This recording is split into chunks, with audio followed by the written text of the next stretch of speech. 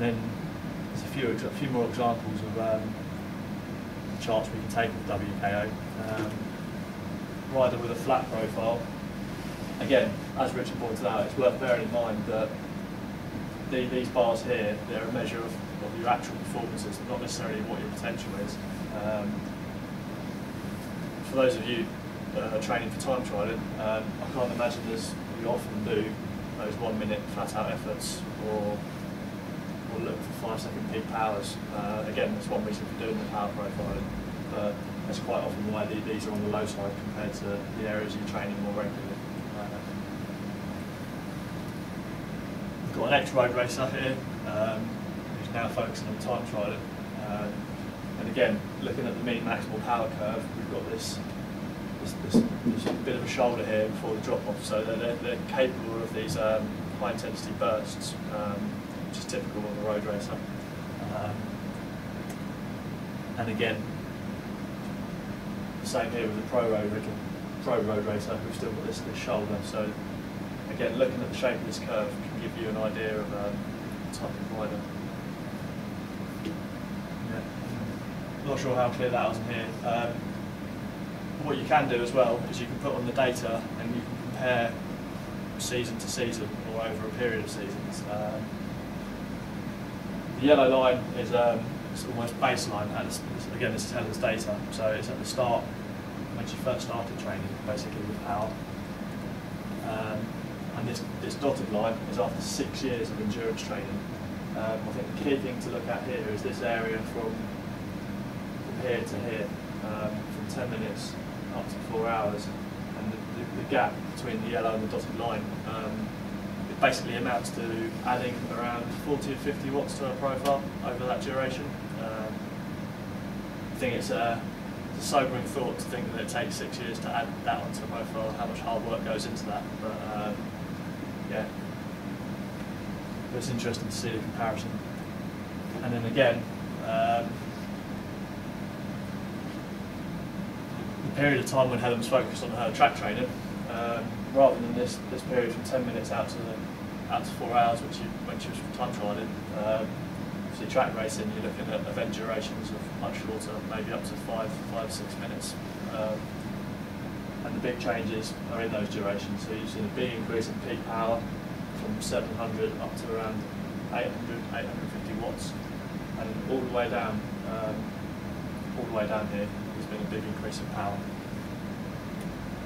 Yeah. So to summarise, like we say, because you're measuring power on your training rides, it's a test on every ride basically.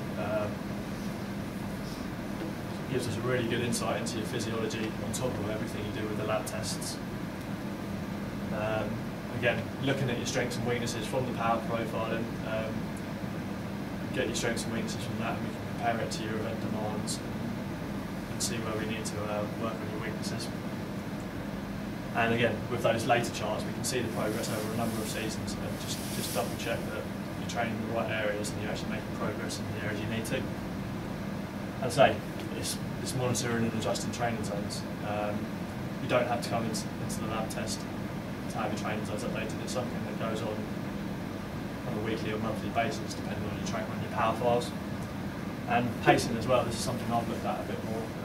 Like with the critical power, we can look at those athletes with a higher anaerobic work capacity, or from the power profiling, if we find you've got more anaerobic capacity, it's possible you might be able to deal with a more variable power output from a time trial pacing. Those of you with the high sustainable power, perhaps the lower anaerobic work capacity, that's where maybe keeping an even power throughout the race is going to be more beneficial to you. So that's something else we can look at for those. Yeah. Any questions about this?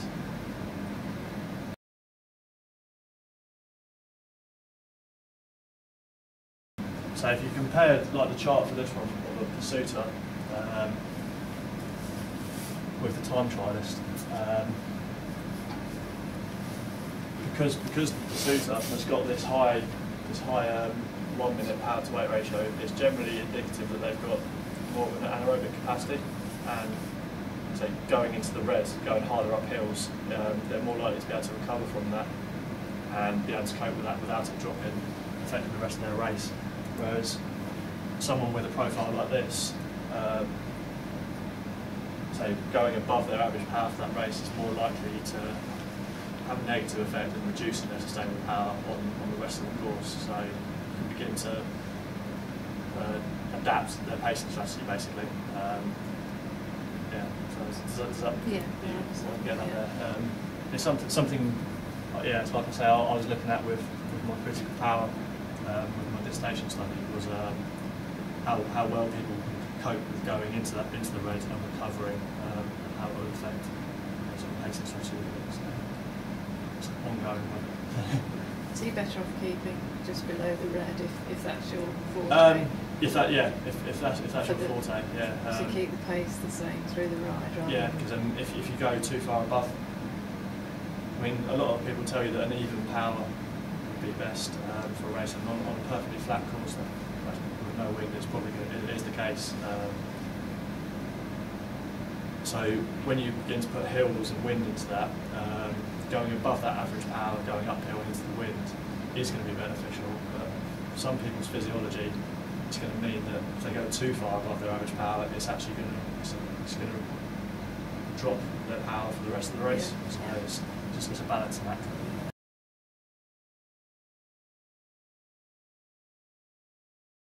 In terms of my 10-mile PB or yeah, 25, 10. Yeah, I mean, in my first year of racing, I think I was time trialling around that 26-minute mark, and then by the end, I get down to about 21.5. But also my individual pursuit PB came down by about 10 seconds as well in the last 3 years when I was track training. But go back to Dan's point, it can be a little bit demoralising when you say 6 years of work and I change 40, 50 watts. It just shows you that... You're at 26 to 21.5, it's pretty special. I suppose, it's about finding the right course on the right day as well. Oh yeah, no, I understand that.